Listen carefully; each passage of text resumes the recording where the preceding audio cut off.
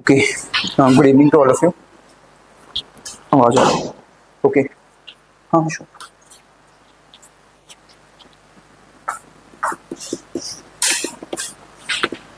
Okay, आज के questions कैसे थे? अटेम्प्ट हो रहे थे? नहीं हुए? हुए? आज तो अटेम्प्टेबल थे क्वेश्चंस। मतलब क्या डिफिकल्ट क्या था? टॉपिक्स तो ये थे आज के: growth and development, employment.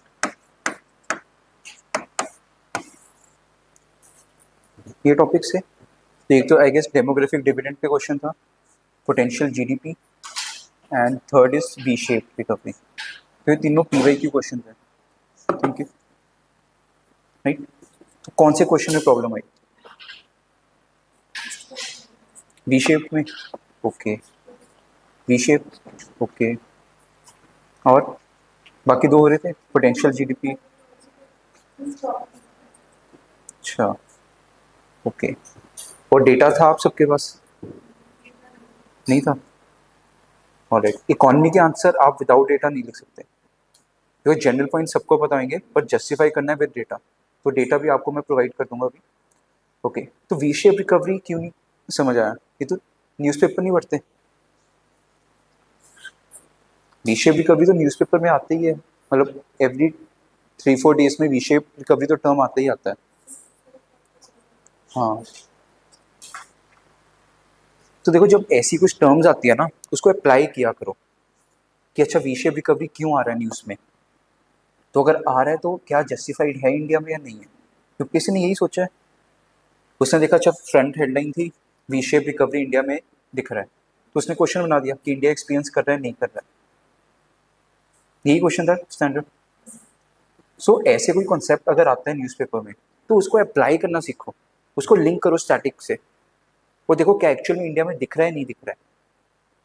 Right, okay, so let's ना। तो पहले फर्स्ट टॉपिक जो है हमारा ग्रोथ एंड डेवलपमेंट। राइट, ये हमारे सिलेबस में लिखा है growth and development, and second employment. So पहले आता है ग्रोथ एंड डेवलपमेंट क्यों लिखा है, what do mean by growth?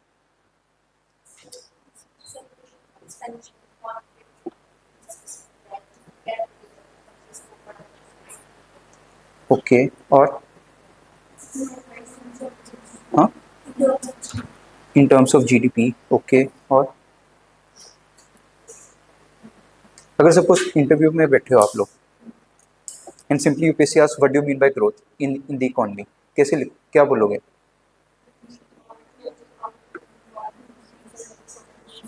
Exactly, ये डेफिनेशन है, increase in output of goods and services in the economy. ये डेफिनेशन। जीडीपी अभी क्यों डाल रहे हो? जीडीपी मेजर कर रहा है ग्रोथ कितनी हुई। तो first you need to be specific with the definition, कितना आउटपुट प्रोड्यूस हुआ है। Right, amount of output produce in the economy, और output of what, goods and services. और वो क्या क्वांटिटेटिव एस्पेक्ट हो गया। Right, then comes development in the economy. उसका क्या मीनिंग है?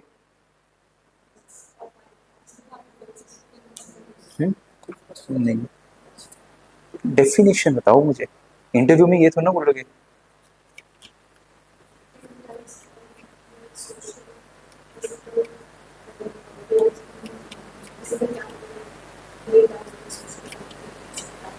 ओके, ओके, ओके, देखो simply growth focuses on the quantitative aspect, development focuses on the quantitative and qualitative. So it focuses on the not just output of the economic activity but also on the qualitative, that means improving the lives of the people. So it's a broader concept. Growth focus कर रहा है सिर्फ economic aspect पे, whereas development focuses on the wider aspect, economic, political, social, environmental. तो definition आपको clear होनी चाहिए। तो यूपीएससी क्या पूछेगा पहले, इनकी definition. Right, what do mean by this? Mainly ये कहाँ यूज होगा, पर्सनैलिटी टेस्ट में, जहाँ पे वो टेस्ट करता है, या फिर प्रीलिम्स में पूछ लेता है ग्रोथ की डेफिनेशन। थोड़ा कंफ्यूज कर देगा with the matching options. Right, पर ये डेफिनेशंस क्लियर होनी चाहिए आपको। अगर देखो आपको डेफिनेशंस नहीं आती ना, I will give you idea, NCERT खोलो, राइट। एनसीईआरटी के हमेशा चैप्टर के एंड में या फिर जो बुक के एंड में अपेंडिक्स होता है, वहां पे आपको हर टर्म की डेफिनेशन मिलेगी। तो आपका होमवर्क होना चाहिए, जो जो आप टॉपिक पढ़ रहे हो अगर उसकी डेफिनेशन नहीं आती, एनसीईआरटी खोलो उस टॉपिक की और वहां से डेफिनेशन उठाओ। देखो प्रिपरेशन पैरेलली चलती है, pre mains and personality test. तो पर्सनैलिटी टेस्ट के लिए डेफिनेशन भी आज से ही रेडी करो, और इनकेस सपोज कोई क्वेश्चन आता है ग्रोथ डेवलपमेंट पे, आपको कोई फैक्ट याद नहीं आ रहा, तो आप डेफिनेशन लिख सकते हो, वो तो हमेशा सेफ ऑप्शन है ही है to start with the answer. और डेफिनेशन अगर प्रिसाइज होगी एनसीईआरटी वाली, क्यों नहीं आपको मार्क्स देगा वो, राइट। तो एक तो ये इस पे वर्क करना, राइट। ऑलराइट, अब नेक्स्ट क्वेश्चन आता है, why do we have to study this topic. देखो हमेशा हर टॉपिक को क्वेश्चन करना है, बिकॉज आपने क्या करना है, गवर्नेंस करनी है, पॉलिसीज बनानी है। तो हमेशा देखना ये टॉपिक मुझे क्यों पढ़ाया जा रहा है, यूपीएससी ने क्यों ऐड किया। जब आप ये देखोगे तो आपको बहुत ईजी होगा टॉपिक को पढ़ना। तो बताओ ग्रोथ एंड डेवलपमेंट क्यों पढ़ना है आप सबको। यस, प्रोग्रेस अचीव करना है, और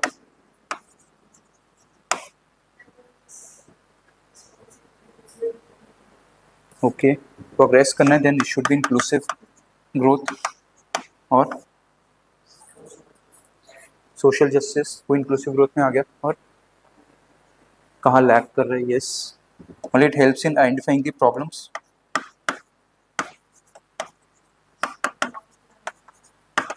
यस, प्लानिंग में हेल्प करता है। तो बेसिकली देखो ग्रोथ एंड डेवलपमेंट जब आपको डेफिनेशन क्लियर होगी, तो आपको ये क्या हेल्प करेगा, पहले बताएगा कि हमारी कितनी ग्रोथ है। तो उससे हमें पता चल रहा है कि इंडिया में ये लेवल ऑफ ग्रोथ है, पर जो हमें अचीव करना है वो अचीव नहीं कर पा रहे, that means we are facing some problem. So problem identification, जब भी आपने कुछ पॉलिसी बनानी है, पहले प्रॉब्लम को आइडेंटिफाई करोगे और गोल को सामने रखोगे, हमें ये गोल अचीव करना है, क्या प्रोग्रेस अचीव करना है, राइट। फिर उसका सेकंड स्टेप क्या होता है, प्लानिंग। देन आप प्लान करोगे, रिसोर्सेज को आइडेंटिफाई करोगे, किस रिसोर्स को कैसे यूज करना है, right. So growth and development will help us in all this things and ultimately achieving our goal of inclusive growth, right. अब एक क्वेश्चन आता है, फिर सिर्फ ग्रोथ ही लिख देते हैं, डेवलपमेंट क्यों लिखा, दोनों। अब एज एन ऑफिसर आपको दोनों अलग अलग क्यों पता होना चाहिए।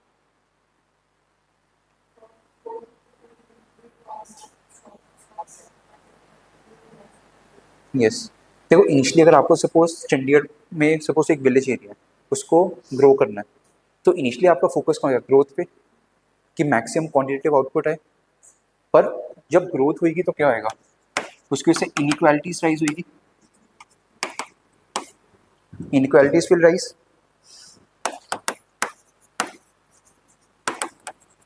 राइट। इनकम इनइक्वालिटी,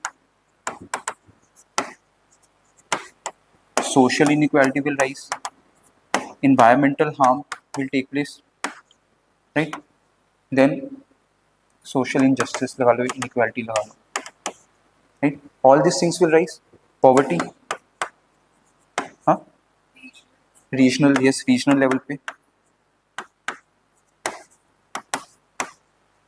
तो जब आपको शॉर्ट टर्म फोकस करना है किसी एरिया पे ग्रोथ, तो आप ग्रोथ कॉन्सेप्ट देखते हो, पर after some time what will happen, all these problems will emerge, तब कौन सा कॉन्सेप्ट आएगा, डेवलपमेंट का, जहाँ पे आप क्वालिटेटिव पे भी फोकस करोगे, राइट। सो फर्स्ट स्टेप हमारा क्या हो गया, definition and why to study पे फोकस किया। फिर हाउ टू मेजर दैम, कैसे मेजर करना है। तो मेजर कैसे करते हैं ग्रोथ को, जीडीपी। डेवलपमेंट को कैसे करते हैं, एचडीआई। और इनकम इनक्वालिटी को कैसे मेजर करते हैं, यस, गिनी कोफिशिएंट। सोशल इनजस्टिस को जेंडर गैप रिपोर्ट वगैरह ये सब आ गया।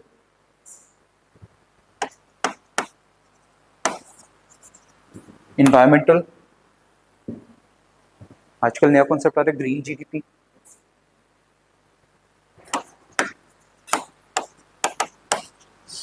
पॉवर्टी के लिए पॉवर्टी लाइंस है, regional disparity,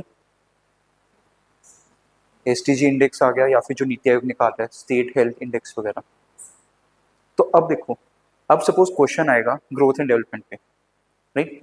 India is experiencing growth, but because of growth positive भी हो रही है, नेगेटिव भी हो रहा है।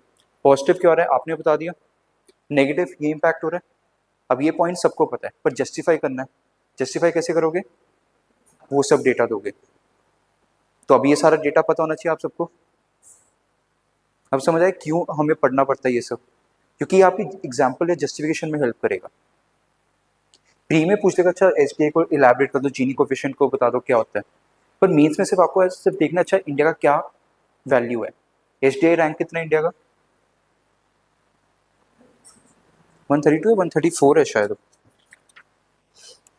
134। डेटा लिख लो ये सारा, SDI rank is 134, right?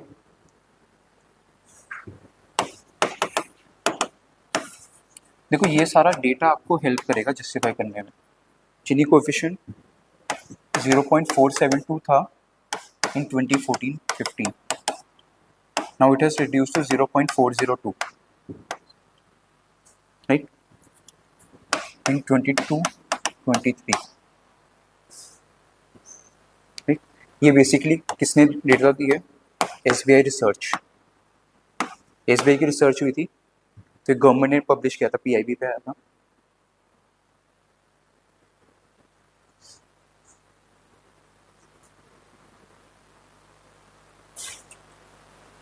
Right, then okay, ये क्लियर? बाकी और भी डेटा देता हूँ साथ साथ, ये क्लियर? जीडीपी का भी बताता हूँ, राइट? तो बेसिकली क्वेश्चन क्या आ सकता है ग्रोथ एंड डेवलपमेंट पे, डेफिनेशन, राइट, क्यों पढ़ रहे हैं, एंड देन मेजर, कैसे मेजर करें। जीडीपी पे आ सकता है, यूपीएससी ने पूछा एक बार जीडीपी पे क्वेश्चन, राइट? ऐसे ही क्वेश्चन आता है potential GDP. So these are the questions which UPSC can ask. या फिर कोई न्यूज में कोई आ गया न्यू इंडिकेटर कोई, तो उस पर क्वेश्चन पूछ लेगा वो, राइट? पर स्टार्ट कंक्लूड कैसे करना है, डेफिनेशन से कर सकते हो या डेटा से कर सकते हो, और यू कैन टॉक अबाउट कि व्हाई इट इज एसेंशियल, क्यों हम इंपॉर्टेंट है ये, right? Okay, then next topic comes employment.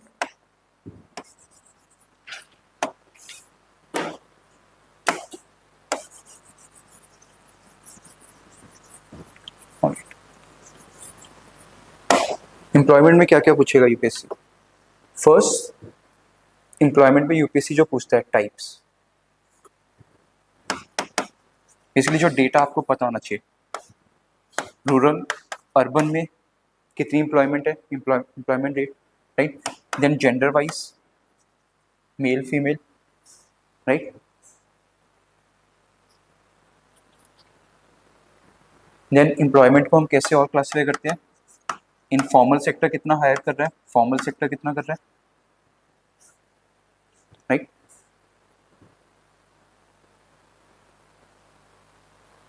Then ये बेसिकली ये डेटा पता होना चाहिए, अभी डेटा देता हूँ मैं आपको, राइट? देन फिर क्या नेक्स्ट टाइप ऑफ क्वेश्चन जो यूपीएससी पूछ रहा है, सर्वे। बेसिकली लास्ट ईयर पूछा था उसने कि सर्वे बेस्ड क्वेश्चन, कि जो पीएलएफएस है और बाकी सर्वेस उनकी क्या फीचर्स है या क्या कमी है, right? And then next type of question जो यूपीएससी पूछ सकता है, गवर्नमेंट इनिशिएटिव्स,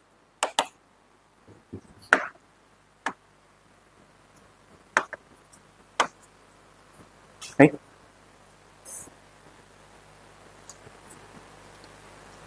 तो जो क्वेश्चन आपने किया था फर्स्ट, उसमें क्या था, डेमोग्राफिक डिविडेंड पोटेंशियल है इंडिया के पास, पर स्टिल हम उसे टैप नहीं कर पा रहे। तो सिंपली क्वेश्चन क्या था कि एम्प्लॉयमेंट क्यों नहीं इंडिया में राइज हो रही? What do you mean bye demographic dividend? Demography क्या होता है पहले ये बताओ।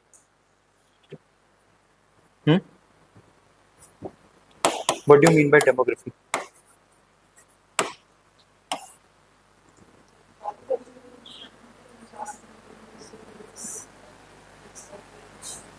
वो एट्रीब्यूट्स हो गए, demography is simply study of population, that is demography, right. फिर डेमोग्राफी को एट्रीब्यूट्स बोलते हैं, डेमोग्राफिक एट्रीब्यूट्स। तो बेसिकली हम पॉपुलेशन को किस बेसिस पे स्टडी कर सकते हैं, gender wise, right, region wise, literacy rate, ये सब, राइट। देन इसके बाद हमने क्या टर्म ऐड किया, डिविडेंड। सो डेमोग्राफिक डिविडेंड क्या होगा, डेमोग्राफी सिंपली पॉपुलेशन, तो डिविडेंड, हाँ, वर्किंग पॉपुलेशन नहीं, बेसिकली पॉपुलेशन कैसे कंट्रीब्यूट कर सकती है सोसाइटी को, राइट। एक एसेट है बेसिकली पॉपुलेशन, डिविडेंड ये होता है ना, एसेट आपको डिविडेंड दे रहा है। तो डेमोग्राफिक डिविडेंड क्या हो गया, पॉपुलेशन एज एन एसेट जो आपको कुछ बेनिफिट दे रही है। सिंपल, तोड़ के पढ़ो चाहे, राइट। सो इंडिया के पास डेमोग्राफिक डिविडेंड एडवांटेज है। कैसे, आपने पॉपुलेशन पीरियड पिरामिड पढ़ा होगा। इंडिया का ऐसा पॉपुलेशन पिरामिड है जहाँ पे 65% पॉपुलेशन यूथ एज में, 15 to 64 एज ग्रुप में, right. Working age population 65% population, right. उसमें से भी अराउंड 7 to 8% ओल्ड एज है, बाकी जो बचा 30% के around children.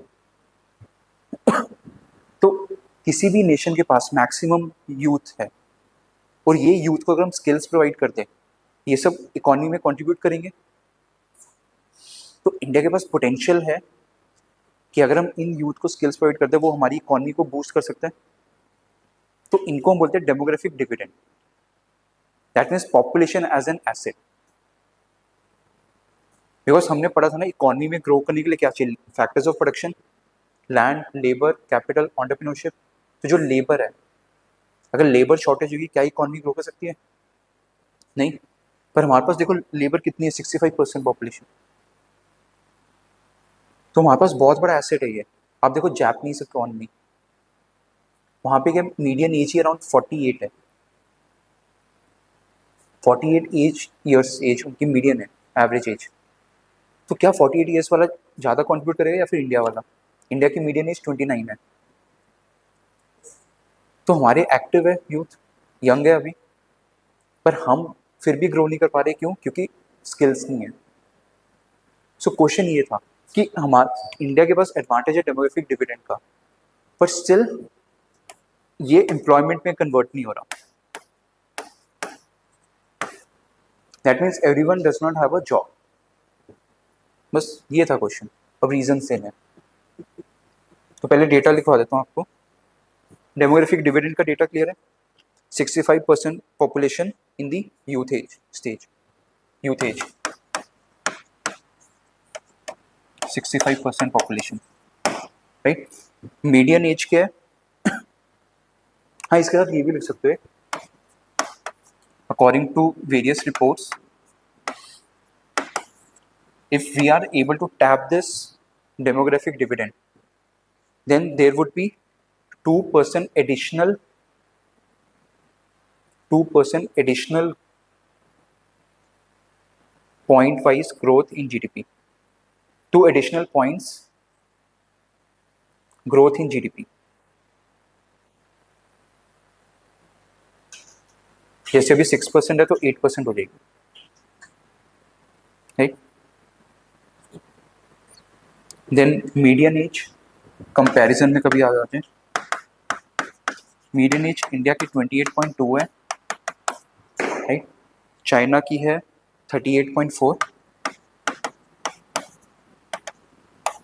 then we have Japan, it is around 48, 40, हाँ 48.6। एवरेज लिख सकते हैं अराउंड 28, अराउंड 38, अराउंड 48, अगर एग्जैक्ट ना याद है।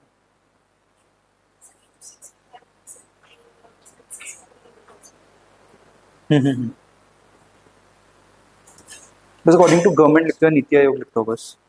कभी भी अगर नहीं, अगर सोर्स याद आता, नीति आयोग डाल दो, नीति आयोग ने कहीं ना कहीं तो ऐड किया होगा ये data, right. Okay, then dependency ratio,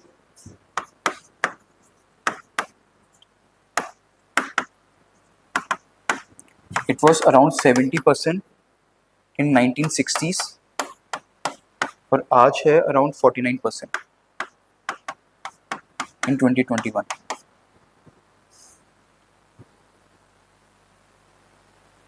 basically dependency ratio means कितने पॉपुलेशन डिपेंडेंट है ऑन दिस यूथ।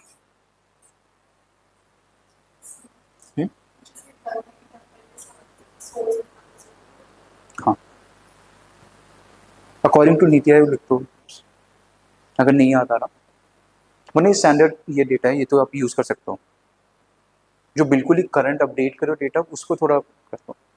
यूएनडी जैसे पॉपुलेशन का डेटा आता है यूएनडीपी डाल दो, या सेंसस 2011 यूएनडीपी या नीति आयोग, ये तीन। इसका आता है इसमें इकोनॉमिक सर्वे, बजट, ये टर्म यूज कर सकते हो।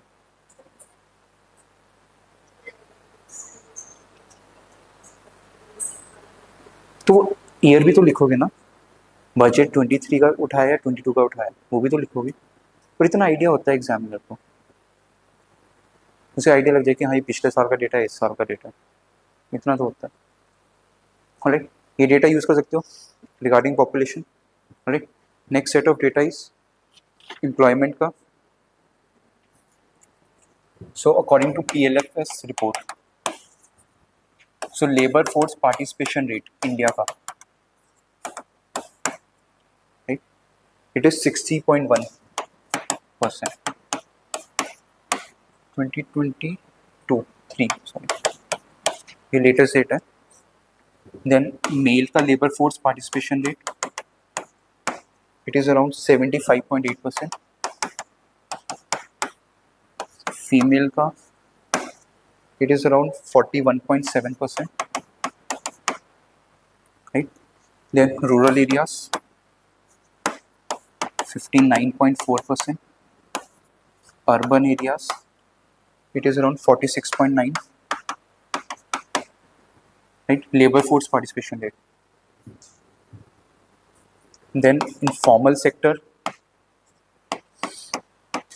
में कितनी है, 90% ऑफ एम्प्लॉयमेंट, तो फॉर्मल में आता है अराउंड 10 to 11%, तो मैक्सिमम जॉब क्रिएशन का इनफॉर्मल सेक्टर।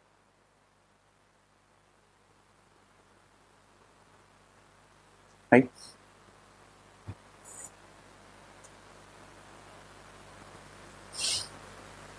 ये हो गया लेबर फोर्स पार्टिसिपेशन रेट। देखो इसमें कंपैरिजन कैसे करना होता है यूजुअली, देखो जो क्वेश्चन पूछेगा यूपीएससी, यूजुअली प्रीलिम्स में पूछेगा, मेंस में तो आपको जस्टिफाई करना है, तो जस्टिफाई तो आप शायद ये भी कर सकते हो डेटा कि overall labour force participation rate क्या है। पर जो यूपीएससी पूछेगा प्रीलिम्स में क्वेश्चन कैसा है बता सकते हो? यस, वो ट्रेंड भी पूछेगा कि लास्ट 1 डेकेड में स्टेडीली इंक्रीज हो रहा है, स्टेडीली डिक्रीज हो रहा है, या फ्लक्चुएटिंग है, और कंपैरिजन भी आ सकता है। तो जो ग्राफ्स आते हैं ना आपको न्यूज़पेपर में, उनको रखो अपने पास, वो इसलिए आपको एनालिसिस में हेल्प करता है। जैसे सपोज स्टेडीली इंक्रीज हो रहा है, ये हो गया स्टेडीली इंक्रीज, राइट। देन अगर ऐसे है डिक्लाइन ऐसे हो रहा है, तो दिस इज फ्लक्चुएटिंग ट्रेंड, और अगर डिक्लाइन हो तो दिस इज स्टेडीली डिक्रीज। तो this is how UPSC can ask. तो ये क्लैरिटी होनी चाहिए आप सबको, क्योंकि एक क्वेश्चन आता ही आता है trend base, right. Okay, then आता है अनएम्प्लॉयमेंट का data.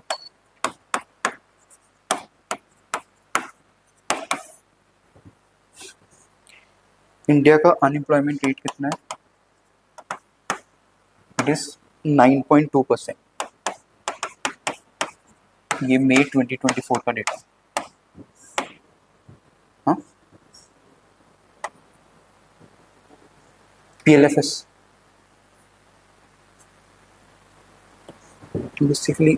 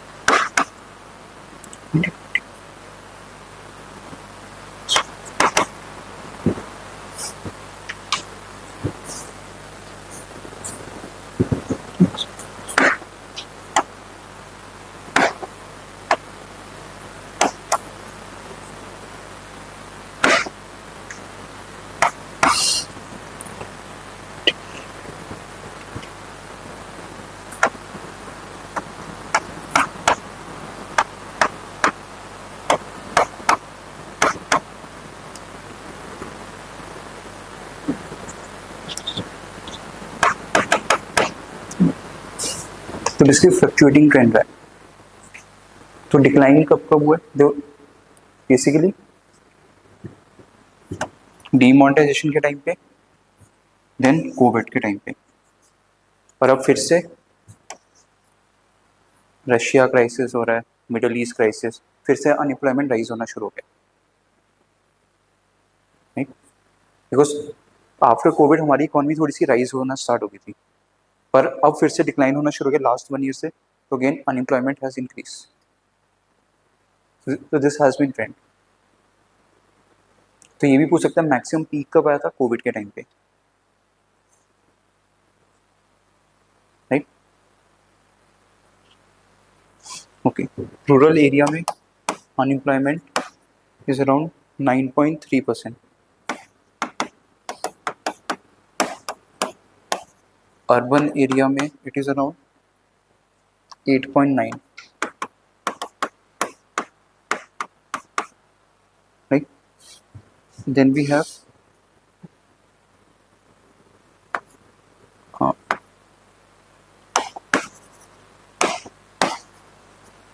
urban graduates, 17 to 18%।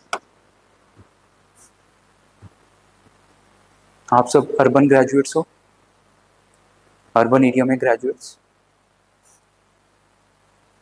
Right?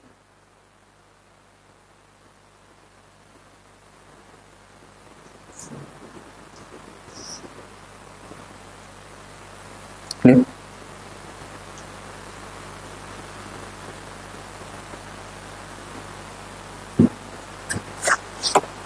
Okay, next come sector wise data. अगर हम देखें जॉब क्रिएशन,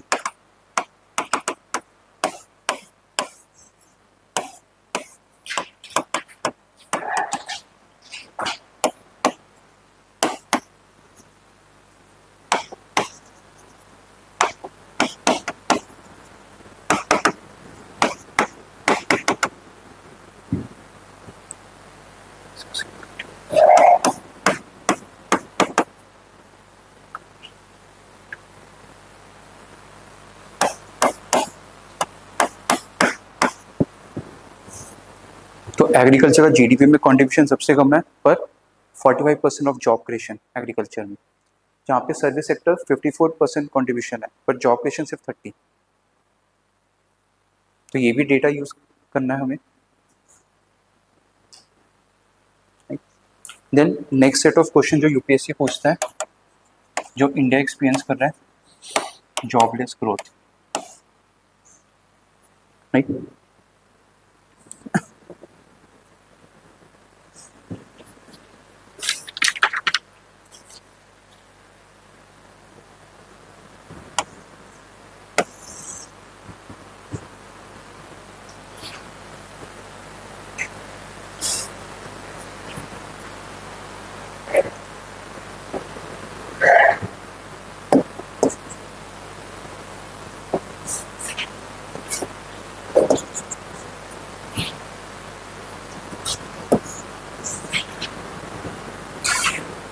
ये बेसिकली ये जॉब्स की है, ये 0 है, मैं पहले बना देता हूँ 0.3। जॉब क्रिएशन कितनी हो रही है, 7।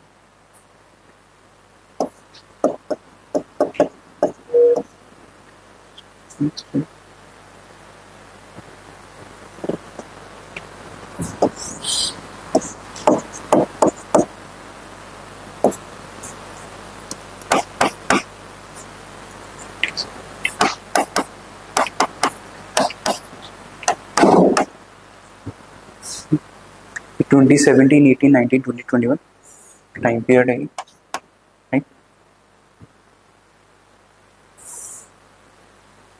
ये जॉब क्रिएशन है, दिस मीन्स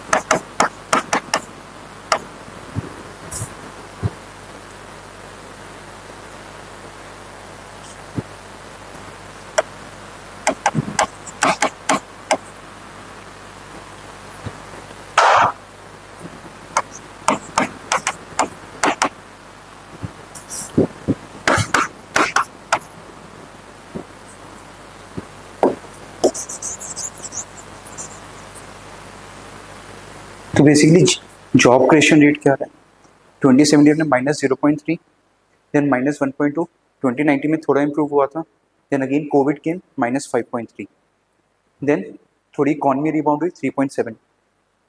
और पैरेलली जीडीपी देखो, गैप देखो जीडीपी और जॉब क्रिएशन में, जीडीपी के 6.8, 6.5, 3.7, कोविड के time -5.8, then again recovery, V shape recovery 9.7, पर देन फिर से 2022 में डिक्लाइन होना स्टार्ट हो गया 7 एंड 8.2, राइट। तो इससे देखो जीडीपी का भी डेटा मिल गया आपको, जॉब का भी। और यूपीएससी का फेवरेट क्वेश्चन है जॉबलेस ग्रोथ, जो इंडिया फेस करता है।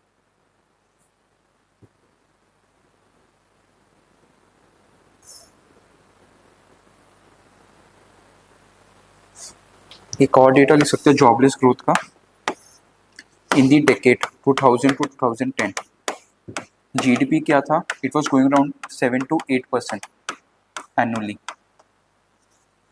पर जो जॉब क्रिएशन थी दैट वाज 0.4% एनुअली, राइट। ये वाला डेकेड है।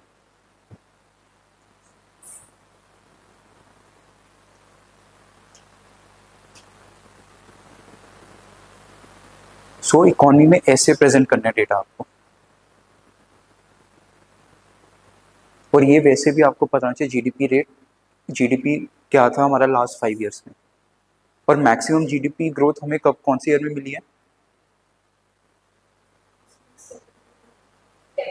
2010-11।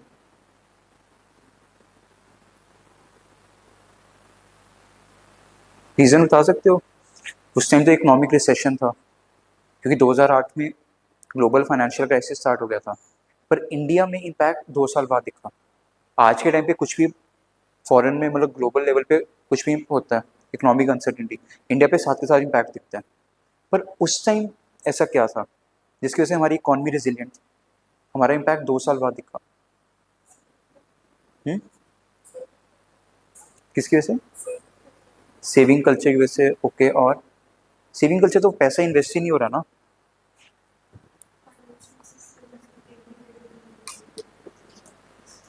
नहीं।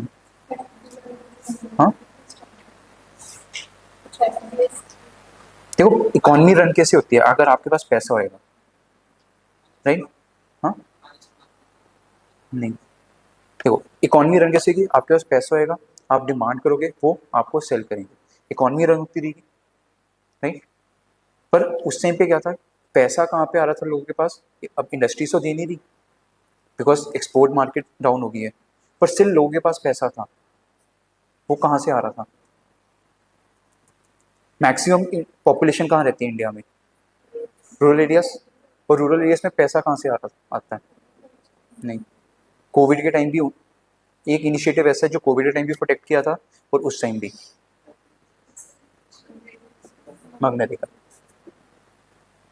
उसकी वजह से, बिकॉज 2005 में नरेगा है, अब लोगों के पास रूरल एरिया में क्या हुआ, पैसा आना स्टार्ट हो गया, और मैक्सिमम इंडिया की पॉपुलेशन का है रूरल एरियाज में, तो चाहे ग्लोबल डिमांड डिक्लाइन होगी थी, पर इंडिया में डोमेस्टिक डिमांड तब भी थी, और उस डोमेस्टिक डिमांड ने इंडिया की ग्रोथ को सस्टेन करके रखा।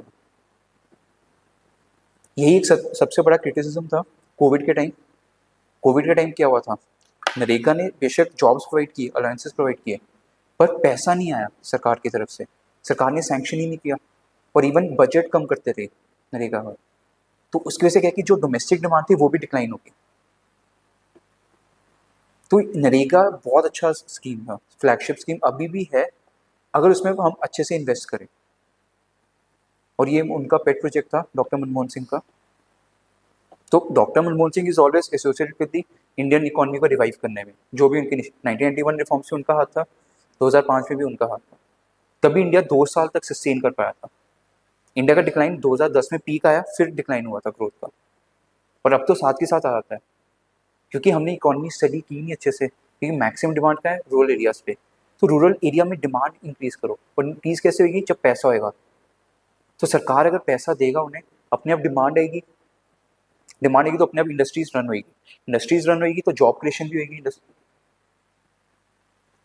तो सरकार को वहां इन्वेस्ट करना चाहिए। और हम ये पॉलिसी में फ्लॉ है मतलब इस टाइम के present.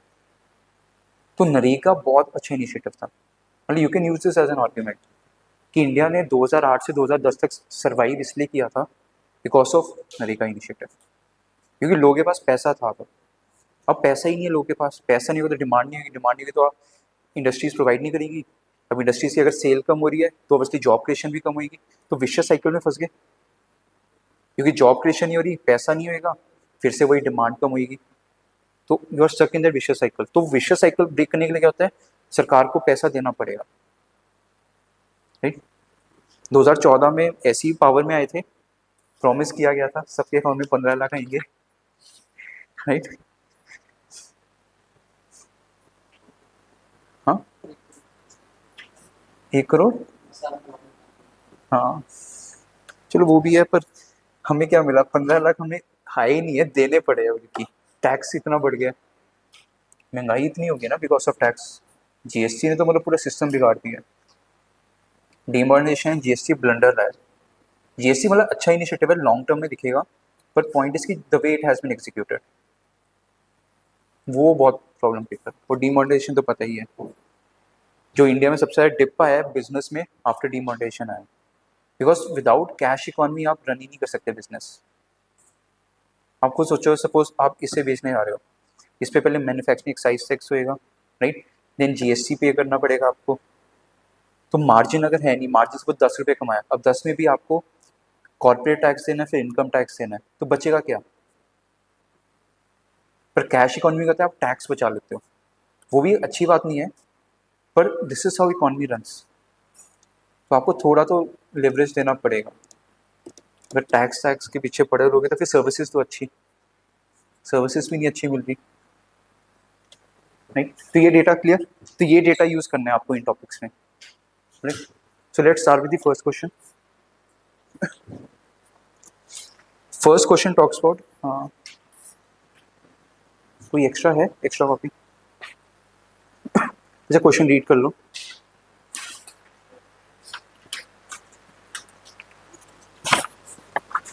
Okay. First talks about, while we found India's demographic dividend, we ignored the dropping rates of employability.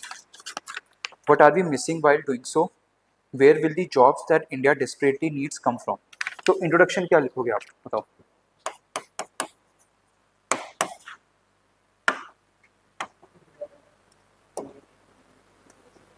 हम्म पहले मुझे सिंपल बताओ, इंट्रोडक्शन क्या होनी चाहिए आपकी, सिंपल, डेटा भी चलो साइड पर रखो। ओके, और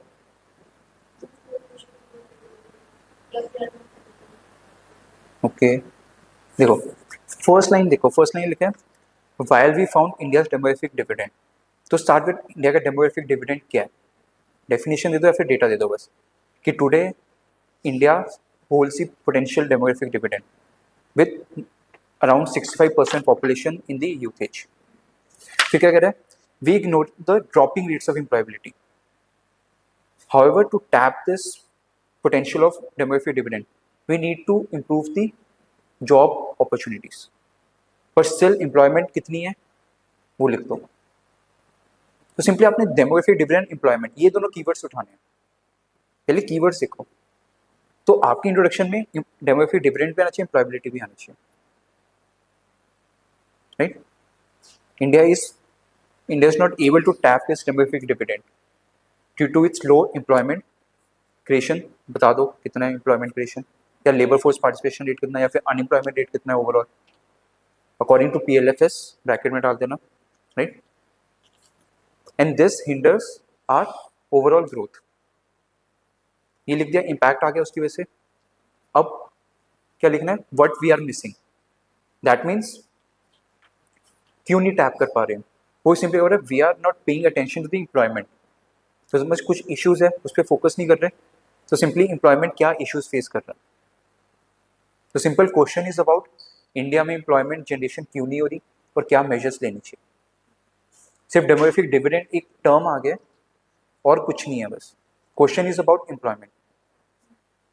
क्लियर, स्टैंडर्ड क्वेश्चन है ये। तो अब बताओ बॉडी में क्या लिखोगे, तो पहले बॉडी में सब हेडिंग आएगी आपकी कि Y low unemployment,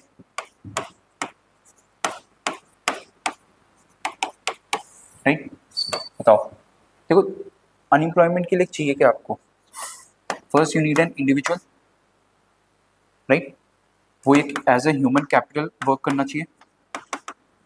that mean that person should be healthy, educated and skilled, ये होना चाहिए। अब जब बंदा ह्यूमन कैपिटल है, जैसे आप लोग हो, अब आप लोग रेडी हो जॉब करने के लिए, पर क्यों नहीं कर रहे?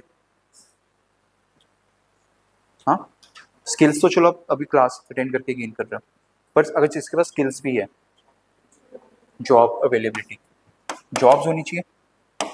अब जॉब्स कहाँ कहाँ पे है? एग्रीकल्चर सेक्टर, अगर सेक्टर वाइज देखें, इंडस्ट्री, सर्विस सेक्टर, ये है। And also you can talk about formal, informal, because ये भी आप क्राइटेरिया देखते हो कि job should be formal because आपको सोशल सिक्योरिटी मिलेगी, राइट। इनफॉर्मल सेक्टर में आप प्रेफर नहीं करोगे, ये रहेगा फैक्टर्स। तो यहाँ पे भी जॉब क्रिएशन होनी चाहिए। तो अगर एम्प्लॉयमेंट जनरेट नहीं हो रहा तो आपको इन्हीं पॉइंट्स पे बात करनी है। This is what you have to talk about. तो पहले अगर आता है एजुकेटेड यूथ, एजुकेटेड यूथ को जॉब क्यों नहीं मिल रही? स्किल्स नहीं है उनके पास। तो स्किल्स का data, only 51% of graduates are employable according to India Skills Report. ये डेटा यूज करना, 51% ऑफ ग्रेजुएट्स, हर साल कॉलेज से अगर 100 बच्चे निकल रहे हैं तो सिर्फ 51% ही जॉब के लिए एलिजिबल है या एम्प्लॉयबल है। तो फर्स्ट पॉइंट आ गया कि स्किल गैप। देन एजुकेटेड की वजह से एक और रीजन है, आप लोग क्यों नहीं जॉब कर रहे? स्किल्स भी है, voluntary unemployment, you can talk about urban graduates में अनएम्प्लॉयमेंट रेट 17 to 18%। क्यों क्यों आप लोग अनएम्प्लॉयड हो? हाँ, जॉब क्वालिटी, यस। जो आपकी डिमांड है अपनी स्किल के सेट के हिसाब से, वैसी जॉब नहीं मिल रही, राइट। दिस अनदर रीजन बन गया, राइट। एजुकेटेड एंड स्किल की वजह से 2 पॉइंट्स आपके ऐसे जनरेट हो गए। आपको सिर्फ ये सोचना था क्यों अनएम्प्लॉयमेंट है, वॉलंटरी अनएम्प्लॉयमेंट एंड स्किल्स नहीं है, राइट। ऑलराइट, देन अगर हम ये वाला एस्पेक्ट देखें, हेल्दी भी डाल सकते हो। अगर हेल्थ वाला एस्पेक्ट डालना है कि why suppose women are not able to work because of health issues,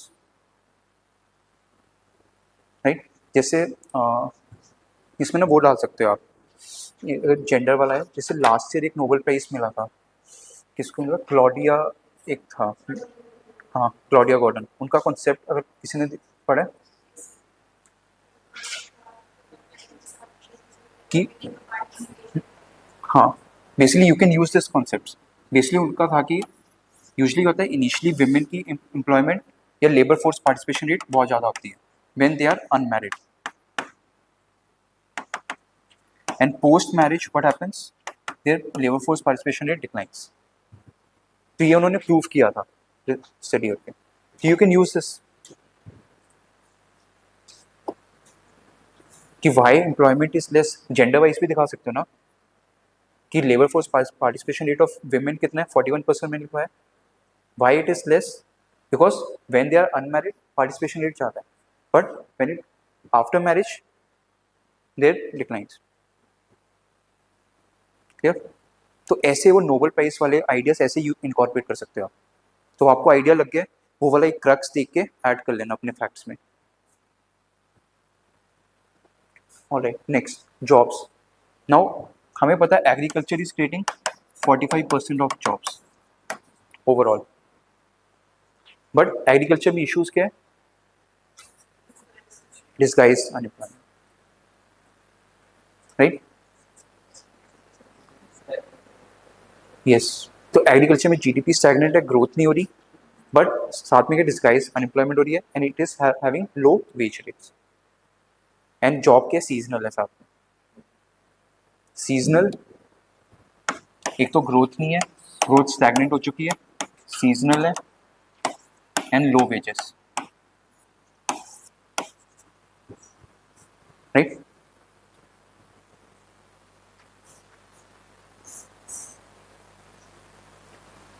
industry industry क्या प्रॉब्लम फेस कर रहा है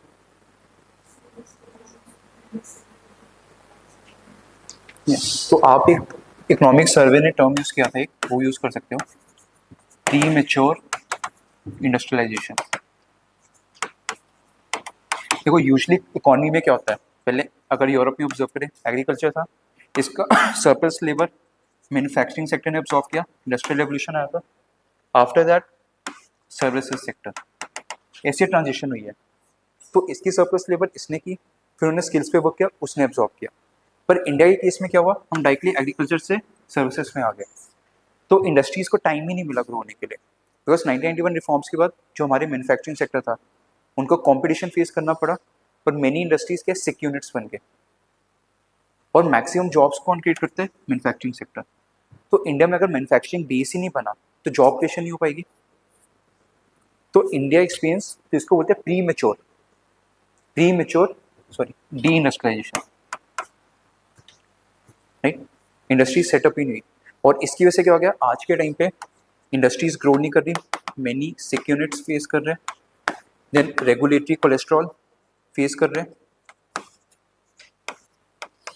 right then policy uncertainty then MSME को क्रेडिट नहीं मिल रहा all these factors are leading to less growth in industries तो industries में जॉब क्रिएशन नहीं हो रही वही रीजन हो गए जो हमने कल डिस्कस किए थे राइट ऑलराइट देन सर्विसेज में क्यों नहीं जॉब क्रिएशन हाँ सर्विसेज क्या है जैसे अब ये सपोज एजुकेशन सेक्टर ले लो अब क्या ऑनलाइन मोड पे चले गए ऑफलाइन मोड में क्या आपको ये सारा इंफ्रास्ट्रक्चर चाहिए पर ऑनलाइन में क्या कुछ इंफ्रास्ट्रक्चर नहीं चाहिए आपको सिर्फ आपके पास लैपटॉप होना चाहिए घर पे बैठ के देख रहे हो तो जॉब क्रिएशन लेस होगी ऑनलाइन मोड से बिकॉज देखो ऑफलाइन मोड में क्या हो रहा है मैं ये चेयर का ऑर्डर दे रहा हूँ कहीं ना कहीं मैन्युफैक्चर है वहाँ पे जॉब क्रिएट हो रही है इलेक्ट्रिसिटी यूज हो रही है राइट देन पीएन है वाटर सप्लाई कर रहा है वो भी उसकी भी जॉब होगी पर ऑनलाइन मोड में तो ये सब चाहिए ही नहीं तो देखो ये जो चेयर क्रिएट कर रहा है उसकी जॉब चलेगी पीएन की जॉब चलेगी देन यहाँ पे जो मैंने लैंड अगर रेंट पे लिया लीज पे लिया उसकी अर्निंग खत्म हो गया सो जॉब क्रिएशन लेस हो रही है तो बेसिकली हम टर्म यूज क्या करते हैं it has low job elasticity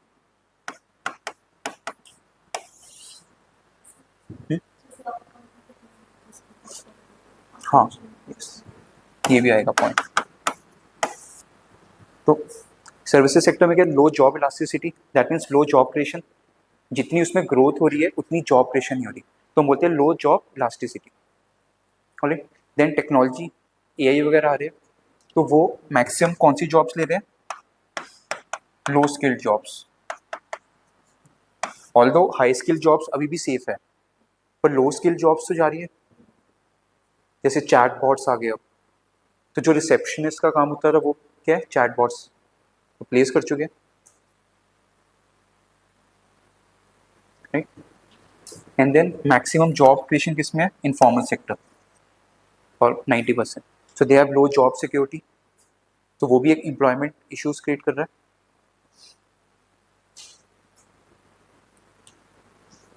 नहीं तो रीजन सब लिख सकते हो खुद कुछ डिफिकल्टी थी नहीं सिर्फ डेटा याद करना है आपको और थोड़ा सा उस फ्रेमवर्क अच्छे से माइंड में रखना है कि अच्छा जॉब क्रिएशन में कौन कौन से स्टेक होल्डर्स इन्वॉल्व है दैट्स इट पॉइंट्स आपके अपने आप बन गए तो अगर मेजर्स लेने हैं तो मेजर्स बताओ skill national skill mission volunteer unemployment है अर्बन यूथ्स के लिए तो उनको कैसे एड्रेस करोगे more formal sector jobs create करो राइट उनके स्किल सेट के हिसाब से then health health sector health mission लो ताकि लोग हेल्दी रहे हाँ yes, Ayushman Bharat mission. Then comes agriculture sector में कैसे जॉब क्रिएशन हो सकती है,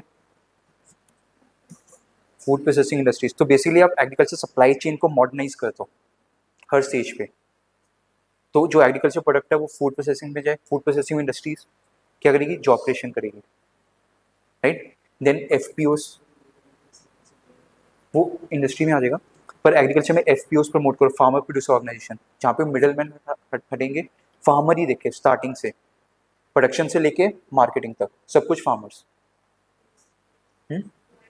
allied sectors, yes, allied sectors पे फोकस करो। जैसे एक एग्जांपल देखते हो एग्रीकल्चर में, श्रीजा मिल्क मॉडल है, ये विमेन लेड मॉडल है। श्रीजा मिल्क कोऑपरेटिव मॉडल है या फिर मिल्क मॉडल, सर्च कर देना। श्रीजा मिल्क मॉडल बेसिकली क्या, विमेन लेड है, प्रोडक्शन से लेके मार्केटिंग तक। जैसे अमूल है वैसे ये विमेन लेड है, ये तेलंगाना या आंध्रा में है। तो you can use this example जहाँ पे विमेन की जॉब क्रिएशन हो रही है, राइट। इंडस्ट्रीज में focus on the labour intensive industries, SEZ बनाओ, right, make in India, production link schemes. Yes, you can go for साथ में ग्रीन इकोनॉमी टैप करो, क्योंकि आजकल डिमांड है सोलर इंडस्ट्रीज की, सोलर विंड, प्लस साथ में और पोटेंशियल के इंडिया में टूरिज्म, हॉस्पिटैलिटी टूरिज्म, वहाँ वो सर्विस सेक्टर में आ गया, right. Then service sector expand भी कर सकते हो, फाइनेंशियल सेक्टर जैसे बैंकिंग है, अभी सिर्फ अर्बन एरिया में ऑपरेट कर रहे हैं, पर you can expand to rural areas also effectively, job creation होगी, right. Then formalisation of jobs करो, ऑलराइट। एंड देन टेक्नोलॉजी, अगर लो स्किल जॉब्स आ रही है, हाई स्किल जॉब्स अभी भी सिक्योर है, then focus on the skilling, ताकि high skill jobs हर कोई टैप कर सके। छोटे छोटे काम चाहे रॉबोट्स कर ले, कोई दिक्कत नहीं है, पर एटलीस्ट हम ह्यूमंस की क्रिएटिविटी तो एंड नहीं हो रही ना, हम हाई स्किल जॉब्स तो कर ही सकते हैं,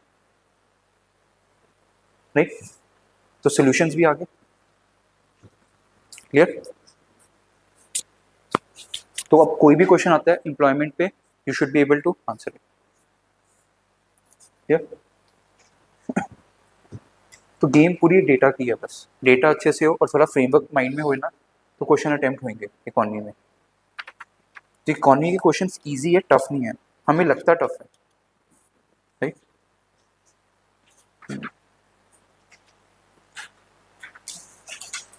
राइट, नेक्स्ट क्वेश्चन,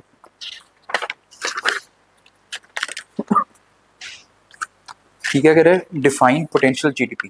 तो first standard definition potential GDP क्या होता है, एंड एक्सप्लेन इट्स डिटर्मिनेंट्स, कि जीडीपी को हम किस क्राइटेरिया के बेसिस पे डिफाइन करते हैं। Then what are the factors that have been inhibiting India from realising its potential GDP. तो स्टैंडर्ड क्वेश्चन की किन फैक्टर्स की वजह से हम ट्रू जीडीपी या पोटेंशियल जीडीपी अचीव नहीं कर पा रहे, या ओवरऑल इकोनॉमी क्या प्रॉब्लम फेस कर रहा है, यही क्वेश्चन है, राइट। तो पोटेंशियल जीडीपी क्या होता है, मैक्सिमम आउटपुट। जीडीपी क्या होता है, आउटपुट ऑफ इकोनॉमिक एक्टिविटी, तो मैक्सिमम आउटपुट क्या हो गया, पोटेंशियल जीडीपी, राइट। तो किन फैक्टर्स पे आप डिफाइन करते हो जीडीपी, या डिटर्मिनेंट्स क्या होंगे, फैक्टर्स ऑफ प्रोडक्शन और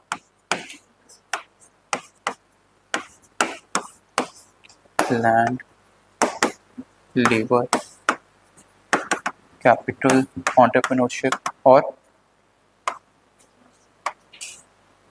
टेक्नोलॉजी, और किस फैक्टर पे डिपेंड करेगा, हाँ, रिसोर्सेस, ओके, और इंस्टीट्यूशनल, बेसिकली वही गवर्नमेंट पॉलिसी या रेगुलेटरी या इंस्टीट्यूशन फैक्टर्स, और डेमोग्राफी लेबर में आ गया, वो इंस्टीट्यूशंस में आ गया, कल्चरल बोल सकते हैं, कल्चरल फैक्टर्स डिमांड पे भी, हाँ, इस पे भी डिपेंड करता है। और जैसे बेस्ट एग्जांपल कल्चर का दो, how culture determines our economy, festivals, yes. तो ये से ये पीक टाइम होता है, यू कैन से अक्टूबर सितंबर, सितंबर अक्टूबर नवंबर, जो मैक्सिमम सेल होती है इस टाइम पे होती है पूरी इंडियन इकोनॉमी की। अगर इस टाइम पे अगर नहीं होगी तो that means economy is not performing well, तो culture also plays important role, right. Then और हाँ, फिजिकल इंफ्रास्ट्रक्चर आ गया, यस, बीट फिजिकल या फिर ह्यूमन इंफ्रास्ट्रक्चर या फिर डिजिटल, और global factors.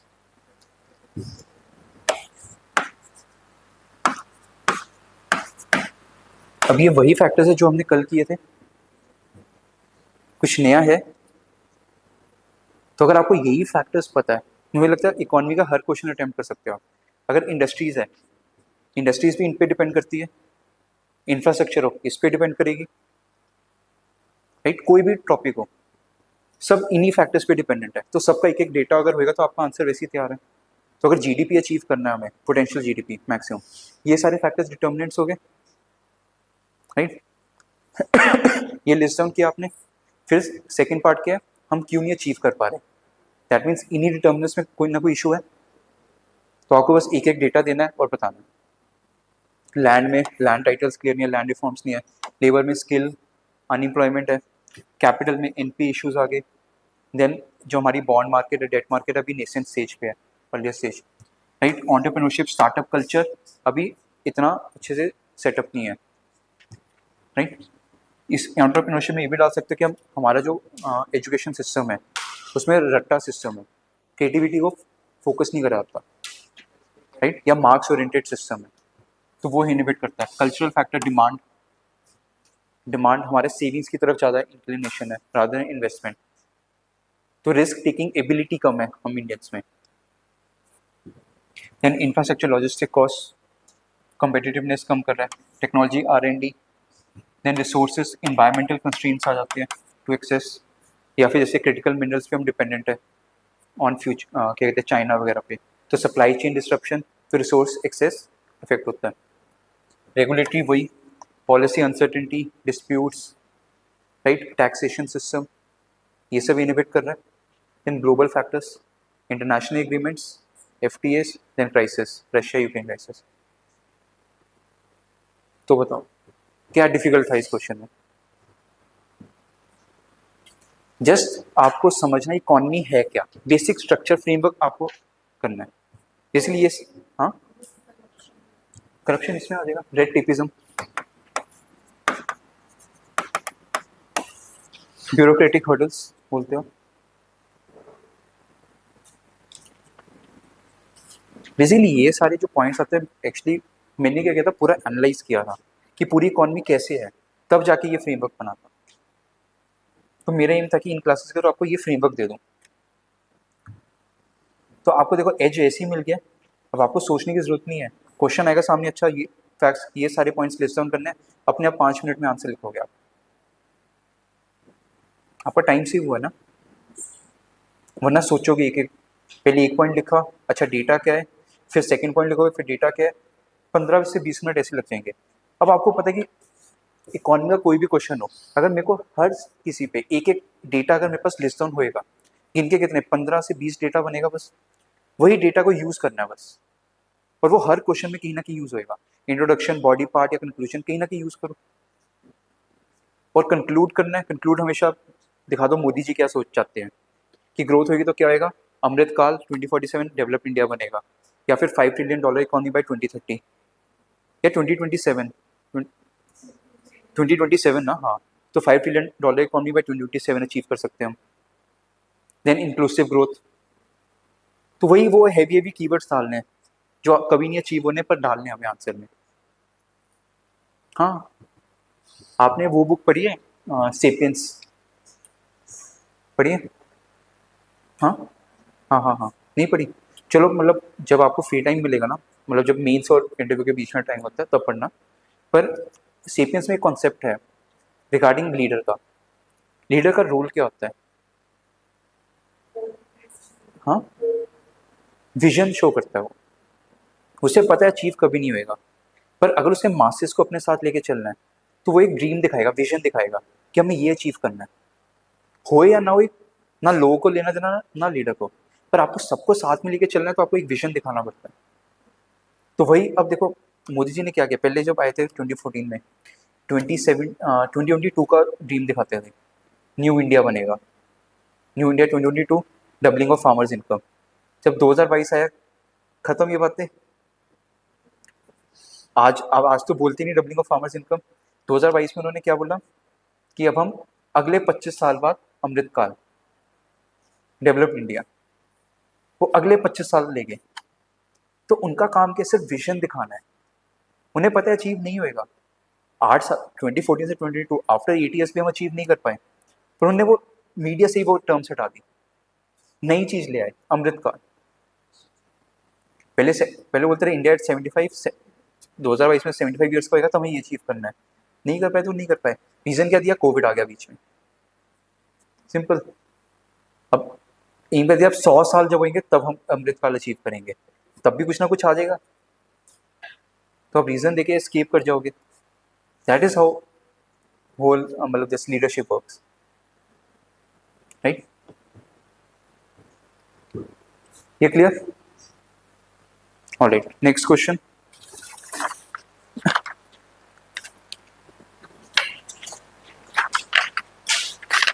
Okay, do you agree that the Indian economy has recently experienced V-shaped recovery? Give reasons in support of your answer. अब देखो, सपोज आरबीआई है या फिर फाइनेंस मिनिस्टर आ रही है, राइट, कॉन्फ्रेंस अटेंड कर रहे हो, तो वहाँ पे बोल रहे कि इंडिया ने अच्छा परफॉर्म किया इकोनॉमी में, तो वो कैसे जस्टिफाई करते हैं? डेटा। तो डेटा कहाँ से आता है? हाँ, इकोनॉमिक सर्वे, आरबीआई रिपोर्ट्स, और आप क्या क्या टॉपिक्स पढ़ते हो पूरे सिलेबस में? जीडीपी, जीडीपी का डेटा पढ़ोगे, फिर पॉवर्टी डेटा, ओके, और फिर आप बैंकिंग पढ़ते हो, बैंकिंग में आरबीआई, तो आरबीआई क्या बताता है? Inflation data. इससे भी आइडिया लगता है इकॉनमी कैसे परफॉर्म कर रही है, right. Then taxation data and fiscal deficit. अगर टैक्स रेट कम हो रहा है और फिस्कल डेफिसिट कम हो रहा है तो इकॉनमी अच्छा परफॉर्म कर रही है। फिर उसके बाद कौन सा टॉपिक आता है? इंडस्ट्रीज। इंडस्ट्रीज के लिए कौन क्या डेटा यूज करते हो? IIP, right. देन अनएम्प्लॉयमेंट आ गया, जॉब का डेटा आ गया, राइट। फिर और कैसे जज करते हो इकॉनमी को आप? एग्रीकल्चर कैसा परफॉर्म कर रहा है, वो जीडीपी में आ गया सेक्टर वाइज। हाँ, इनइक्वालिटी। देन इंफ्रा को आप जज करते हो by logistic cost, right. Social sector HDI लगा लो, राइट। जेंडर गैप रिपोर्ट्स आ गई। तो बेसिकली इकॉनमी को अगर आपको जज करना है तो ये इनके बेसिस पे आप जस्टिफाई करते हो, राइट। तो अब ये क्वेश्चन क्या कह रहा है? Do you agree that Indian economy has recently experience V shape? पहले तो आपको ये बनाना है, स्टार्ट कैसे करो, वी शेप रिकवरी होता क्या है? पहले डिफाइन करोगे V shape recovery, because technical concept है। So what do you mean by V shape recovery? Sudden fall in the economic activity and then rebound, simple definition. Then उसके बाद लिखोगे, फिर क्या कह रहा है, डू यू एग्री। तो कोई एग्री कर रहा है, कोई नहीं कर रहा है, एक्सपर्ट। तो राइट इट डाउन कि recently India has experienced V-shaped recovery according to some experts, and some say we have not experienced. So it's a debatable. तो आपको दोनों पॉइंट ऑफ व्यू देना है, yes and no. Introduction simple, right. अब क्या कह रहे हैं, डू यू एग्री, और क्या लिख रहा है एंड में, give reasons in support of your answer. तो आपको जस्टिफाई करना है। तो अब पहले तो ये डायग्राम बनाना है कि हमने वी-शेप रिकवरी कैसे हमें दिखी है, राइट। अब जब आपको सपोर्ट करना है, यस अगर हमने किया है, तो अब देखो ये सारे इंडिकेटर्स के बेसिस पे आपको बताना है, कहीं पॉजिटिव हमें साइन दिखा है, कहीं नेगेटिव साइन दिखा है। तो जब आपको येस लिखना है, जो जो डेटा में पॉजिटिव चीज़ हुई है वो लिख देना है, जिस जिसमें नेगेटिव हुआ है वो लिख दो कि no we have not recovered V shape. Simple. तो आपको एक एक डेटा बस ये पता होना चाहिए, इन्फ्लेशन ट्रेंड पता होना चाहिए, टैक्सेशन आप पढ़ते हो, टैक्स टू जीडीपी, इसके लिए बेस्ट पैरामीटर क्या, जीएसटी कलेक्शन। अगर जीएसटी कलेक्शन हमारी इंक्रीज हुई है पोस्ट कोविड, 1.5 लाख करोड़ भी पहुंचे, तो यस इकॉनमी रन कर रही है, GST collection has increase. Then ये हो गया जीडीपी डेटा, हमने अभी डायग्राम बनाया, तो जीडीपी भी पॉजिटिव साइन शो कर रहा है, राइट। देन इंडस्ट्रीज में आईआईपी पॉजिटिव साइन शो कर रहा है, तो इसका डेटा दे देना है कि अकॉर्डिंग टू आईआईपी इंडस्ट्रीज का नाम दे दो, कौन कौन सी इंडस्ट्रीज अच्छा परफॉर्म कर रही है, राइट। हाँ, export, yes export data, export हमारा इंक्रीज हुआ है, right. Even you can talk about FDI data, FDI increase हुआ है। तो देखो FDI, export data, GDP, IIP and GST, ये सारा डेटा हमें सपोर्ट कर रहा है। तो yes we have experience V shape recovery.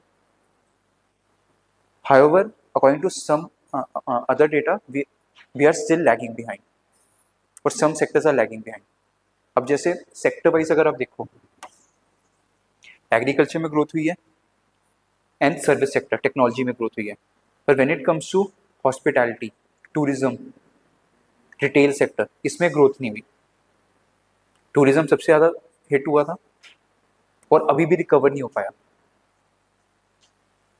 Right. तो रिकवर नहीं हुआ, मतलब ये नेगेटिव पॉइंट आ गया। देन अनएम्प्लॉयमेंट का डेटा दे दो, 9.2% पहुंचा हुआ है, सो ग्रोथ नहीं हो रही। इनइक्वालिटी राइज हुई है after covid, so no we have not recovered V shape, right. Logistic cost अभी डिक्रीज हुआ है गैस, पहले 13 था, अब 8 to 9% हुआ है, तो वो पॉजिटिव में आ जाएगा, राइट। इन्फ्लेशन ट्रेंड दे दो, इन्फ्लेशन राइज हुआ है, right. So this is how you have to right. तो सिंपली अब ये क्या नेक्स्ट सेट ऑफ डेटा होगा जो आपको करना है, इसके अलावा और कोई डेटा नहीं चाहिए। And this is how you have to use this data. Question क्या है, इसी को ट्विस्ट करके आएगा, पर इन्हीं के अराउंड आपको आंसर्स लिखने।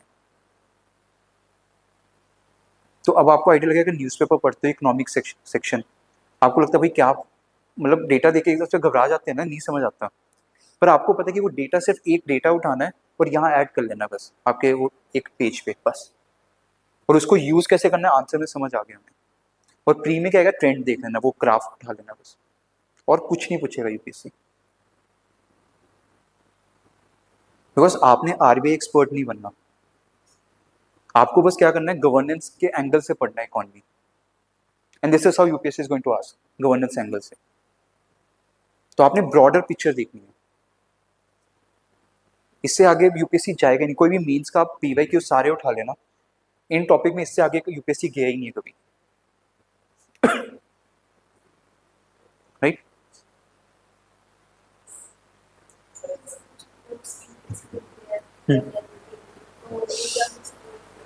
तो वो स्क्रैप ऑफ कर दो, उस पर कभी नहीं, उस पर ऐसे क्वेश्चन आ सकते हैं कि with respect to various government reports, sorry international institution reports, government of India has raised various issues, so what are those issues, ऐसे आ सकता है, राइट। पर यूजुअली इतना जाएगा नहीं वो, नहीं नहीं करना, जिसको इंडिया सपोर्ट कर रहा है वो यूज करना है, अदरवाइज नहीं। और बेस्ट सोर्स क्या होता है, NITI Aayog, NITI Aayog, economic survey, budget, बस। ना कोई प्राइवेट इंस्टीट्यूशन केपीएमजी वगैरह किसी की नहीं डेटा उठाना, सिर्फ इकोनॉमिक सर्वे, बजट या गवर्नमेंट ने कुछ बोला है, और कुछ नहीं करना। चाहे आपको डेटा झूठ भी लग रहा है ना, फर्ज लग रहा है, पर यूज करना है हमें, जो गवर्नमेंट रीजन दे रही है कि हाँ ये हुआ है ऐसा, तो हुआ है बस, बिकॉज नौकर बनना है आपने, ये ध्यान रखना। जो हाँ में हाँ मिलाएगा वही अच्छा नौकर होता है, जो आर्ग्यू करेगा वो कभी अच्छा नौकर नहीं बन सकता। तो इसलिए गवर्नमेंट भी वही चाहती है, yes man, right. Even services में भी यस मैन बन के रहना है। राइट, वरना अशोक खेमका की तरह रहोगे। राइट, मतलब सिस्टम को चेंज नहीं करना, don't be part of corruption, but ये भी मत सोचो कि सिस्टम को चेंज कर दोगे। अकेला बंदा कुछ नहीं कर सकता, ये ध्यान रखना। राइट, पर आई होप इकोनॉमी के क्वेश्चन पे कॉन्फिडेंस आ रहा है, डिफिकल्ट नहीं है। इट्स जस्ट क्वेश्चन हमें दिखते ऐसे पोर्ट्रे किया जाता है कि टफ है, पर I think so content easy है टू राइट। तो अब आपको क्लैरिटी मिली कि मेंस के लिए कैसे पढ़ना है इकोनॉमी। प्री के लिए तो ऑफकोर्स आपको हर टॉपिक को खोलना पड़ेगा, पर मेंस के लिए तो खोलने की जरूरत ही नहीं है, क्योंकि मेंस में तो ब्रॉडर क्वेश्चन आएगा, ओवरऑल इकोनॉमिक ग्रोथ, स्पेसिफिक तो जाता ही नहीं है वो कभी। Right, clear.